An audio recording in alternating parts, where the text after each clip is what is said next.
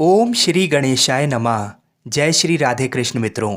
आइए आषाढ़ मास महात्म्य में श्री शिव महापुराण की कथा का आज का भाग सुनते हैं। ब्रह्मा जी कहते हैं, नारद, जब देवर्षि गण बड़े उत्साह और हर्ष के साथ दक्ष के यज्ञ में जा रहे थे, उसी समय दक्ष कन्या देवी सती गंधमादन पर्वत पर चंदोवे से युक्त दहारा गृह में सखियों से घिरी हुई भांति भांति की उत्तम क्रीडाएं कर रही थीं। प्रसन्नतापूर्वक क्रीड़ा में लगी हुई देवी सती ने उस समय रोहिणी के साथ दक्ष यज्ञ में जाते हुए चंद्रमा को देखा।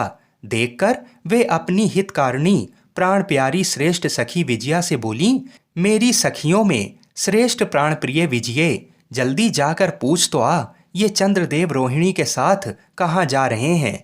सती के इस प्रकार आज्ञा देने पर विजया तुरंत उनके पास गईं और उसने यथोचित शिष्टाचार के साथ पूछा, चंद्रदेव आप कहाँ जा रहे हैं। विजया का ये प्रश्न सुनकर चंद्रदेव ने अपनी यात्रा का उद्देश्य आदरपूर्वक बताया। दक्ष के यहाँ होने वाले यज्ञोत्सव आदि का सारा वृतांत कहा।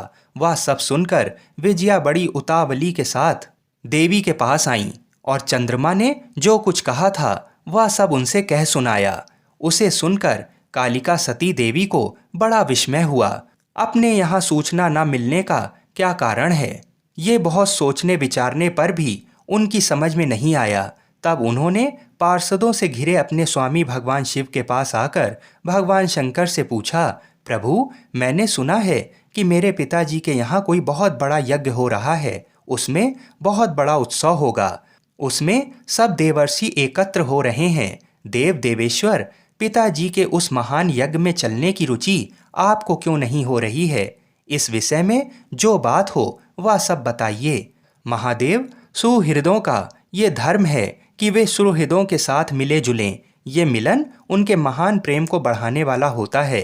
अतः प्रभु मेरे स्वामी, आप मेरी प्रार्थना मानकर सर्वथा प्रयत्न करके मेरे साथ पिताजी की यज्ञशाला में आज ही चलिए।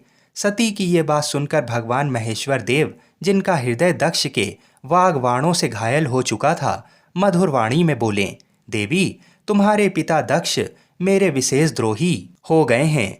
जो प्रमुख देवता और ऋषि अभिमानी, मूढ़ और ज्ञान शून्य हैं, वे ही सब तुम्हारे पिता के यज्ञ में गए हैं।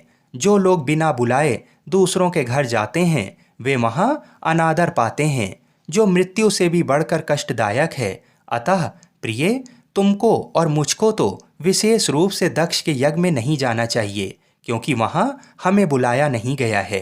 ये मैंने सच्ची बात कही है। महात्मा महेश्वर के ऐसा कहने पर सती रोषपूर्वक बोलीं, शंभु, आप सबके ईश्वर हैं। जिनके जाने से यज्ञ सफल होता है, उन्हीं आपको मेरे दुष्ट पिता ने इस समय आमंत्रित नहीं किया है। प्रभु, उस दुरात्मा का अभिप्राय क्या है, वह सब मैं जानना चाहती हूँ। साथ ही वहाँ आए हुए संपूर्ण दुरात्मा देवर्षियों के मनोभाव का भी मैं पता लगाना चाहती हूँ। अतः प्रभु, मैं आज ही पिता के यज्ञ में जाती हूँ। नाथ महेश्वर, आप मुझे वहाँ जाने की आज्ञा दे दें। देवी सती के ऐसा कहने पर सर्वज्ञ, सर्वदृष्टा, सृष्टिकर्ता एवं कल्याण स्वरूप साक्षात भगवान रुद्र उनसे इस प्रकार बोले, उत्तम व्रत का पालन करने वाली देवी, यदि इस प्रकार तुम्हारी रुचि वहाँ अवश्य जाने के लिए हो गई है, तो मेरी आज्ञा से तुम शीघ्र अपने पिता के यज्ञ में जाओ। यह नंदी वृषभ सुसज्जित हैं। तुम एक महारानी के अनुरूप राजोपचार साथ ले सादर इस पर सवार हो बहुसंख्यक प्रथम गणों के साथ यात्रा करो। प्रिय, इस विभूषित वृषभ पर आरूढ़ हो। रुद्र के इस प्रकार आदेश देने पर सुंदर आभूषणों से अलंकृत सती देवी सब साधनों से युक्त हो पिता के घर की ओर चलीं। परमात्मा शिव ने उन्हें सुंदर वस्त्र, आभूषण तथा परम उज्ज्वल छत्र, चामर आदि महाराजोचित उपचार दिए। भगवान शिव की आज्ञा से 60,000 रुद्रगण बड़ी प्रसन्नता और महान उत्सव के साथ कौतूहल पूर्वक सती के साथ गए। उस समय वहाँ यज्ञ के लिए यात्रा करते समय सब ओर महान उत्सव होने लगा। महादेव जी के गणों ने शिव प्रिया सती के लिए बड़ा भारी उत्सव रचाया। वे सभी गण कौतूहल पूर्ण कार्य करने तथा सती और शिव के यश को गाने लगे। महादेव जी के गणों ने शिव प्रिया सती के लिए बड़ा भारी उत्सव रचाया। वे सभी गण कौतूहल पूर्ण कार्य करने तथा सती और शिव के यश को गाने लगे।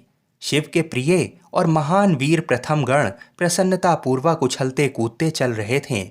जगदम्बा के यात्रा काल में सब प्रकार से बड़ी भारी शोभा हो रही थी। उस समय जो सुखद जय जयकार आदि का शब्द प्रकट हुआ, उससे तीनों लोग गूंज उठे। बोलिए शंकर पार्वती भगवान की जय। मित्रों, ये अध्याय यहीं पर समाप्त हुआ। आगे की कथा भी अवश्य सुनिएगा, तभी आपको ये पूरा प्रसंग समझ में आएगा। हर हर महादेव। जय श्री राधे कृष्ण।